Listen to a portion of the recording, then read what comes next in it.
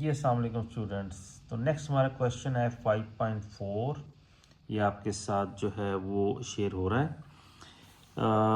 अल राफे company limited is a manufacturing concern. Its inventory that the beginning और end of the year are ये finishing good inventory work in process material दिया गया है।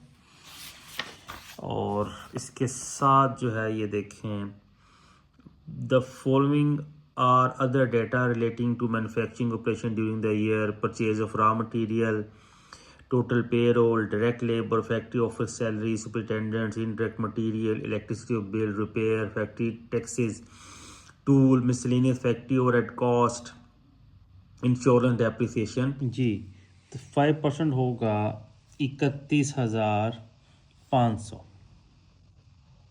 अगर गलत नहीं हुआ तो ये 31,500। इस हम टोटल जो है इसको कर लेंगे तो ये हमारे पास आ जाएगा 00549। 94,000 जो है वो 500। तो इसका मतलब ये हुआ कि ग्रॉस प्रॉफिट में से जब हम माइनस करते हैं ऑपरेटिंग एक्सपेंसेस तो जो चीज़ हमारे पास आती है उसे हम कहते हैं नेट प्रॉफिट।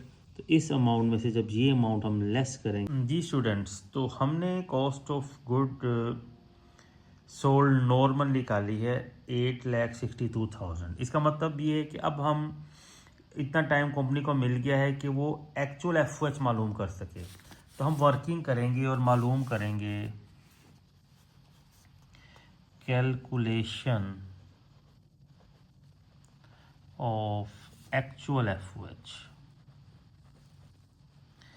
और एक्चुअल एफओएच कल लास्ट टाइम जो हमने क्वेश्चन किया तो उसमें एफओएच हमने इधर ही इसके अंदर ही हमने बना ली थी, क्योंकि उस वक्त बनाई थी क्योंकि उस वक्त अप्लाइड की बेस पे हमने नहीं मालूम करना था ना क्वेश्चन।